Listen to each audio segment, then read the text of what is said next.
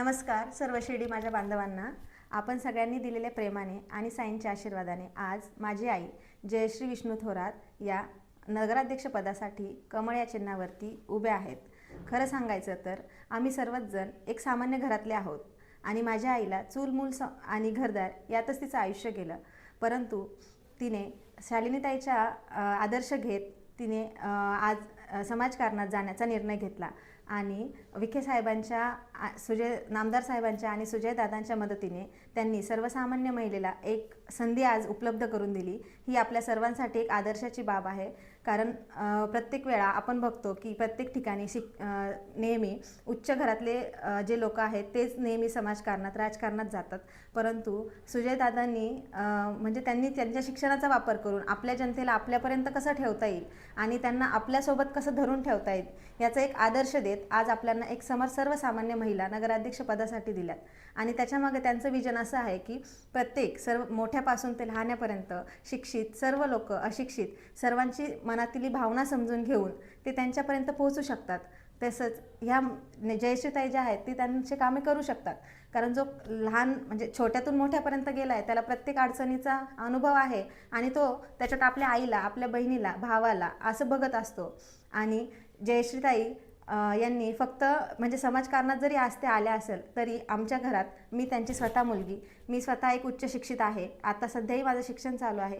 माझे वडीलही चांगल्या कामाला आहेत आणि माझा भाऊही नामांकित कंपनीमध्ये IT मध्ये जॉब करतो। म्हणजे तिने फक्त बाहेरच नाही तर घरातही शिक्षण जरी कमी असलं तरी अनुभव आणि जो याच्या मागचाही पार्श्वभूमी नसतानाही जे राजकारणात समाजकारणात आजपर्यंत जे कामे केलीत लोकांची जे समजून घेतलंय, तर घरातही तिने मुलांना आम्हाला चांगले संस्कार देऊन आम्ही उच्च शिक्षणापर्यंत गेलो आणि आम्हाला समाज नेहमी सर्वांसाठी आदराने वागण्याचा जो आदर्श दिला तो एका आईकडून येत असो। प्रत्येकजण म्हणतात की घरात मुलांचं चांगलं होतंय की वाईट, मुलगा वाईट झाला तरी आईलाच दोष दिला जातो, मुलं चांगले घडले तरी आईलाच सांगितलं जातं। आज आम्ही चांगले घडलोय हा आमचा आदर्श आहे। कोणी दिला तो आम्हाला आमच्या आईने दिला आणि हाच आदर्श आपल्याला शिर्डीत समोर घेऊन जाण्यासाठी जे दादांनी साहेबांनी बघितलं होतं की त्यांनी त्यांच्या घरात कसा सांभाळ केला आहे मुलांचा आणि किती त्यांनी उच्च शिक्षण केलं आहे सर्वांचं, तर ताई हे सगळं शिर्डीसाठीही नक्कीच करतील अशी मी आशा बाळगते।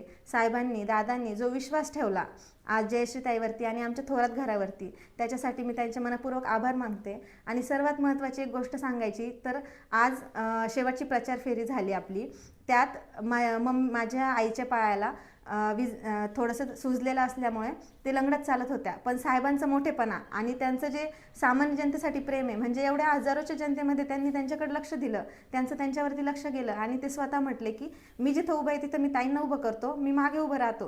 हे साहेबांचं जे मोठे मन आहे आपल्या सर्व जनतेच्या प्रती ते आज इथं दिसून आलं आणि हजारो लोकांमध्ये ते दिसून आलं।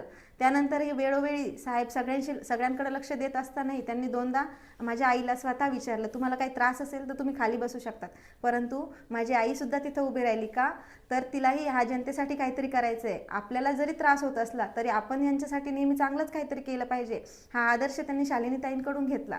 घरात शालिनीताई खूप वेळा घरची कामे करून बाहेर लोकांची कामं करते, तसं माझ्या आईने सुद्धा आजही ती घरचं सगळं आवरून तिथपर्यंत आलेली होती आणि तिचा एवढा पाय दुखत असताना तिने केलं का तर तिला जनतेसाठी काहीतरी करायचं आहे आणि हा आदर्श आम्हाला विखे घराण्याकडून आलेला आहे। तर त्यासाठी मी सर्वांचे आभार मानते आणि उद्या 2 तारखेला सर्वांनी कमळ चिन्हावरती बटन दाबून सर्व आपल्या 23 उमेदवार नगरसेवक आणि 24वे जयश्रीताई विष्णू थोरात यांचं जे कमळ चिन्ह आहे याच्यावर मत देऊन 24-0चं जे दादांचं स्वप्न आहे जे त्यासाठी ते तेवढी धावपळ करत आहे ते आपण सर्वांनी पूर्ण करावं ही नम्र विनंती करते। धन्यवाद। ओम साईराम।